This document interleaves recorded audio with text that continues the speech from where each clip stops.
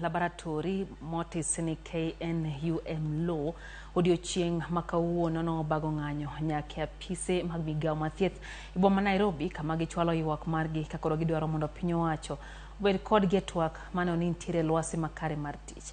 Jakom riwruogno Nicholas Odipo oyango ni gidwaro mondo migao mar thieth kod riwruok governors opuodh riwruogno ka giwacho ni mano en ratiro margi.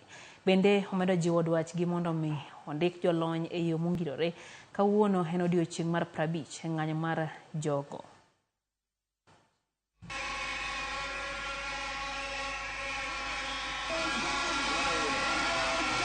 Ne wadwani mondo jatend migao mar thieth Susan Nakumicha mondo osign kodwa gimiwa luongo ni recognition agreement.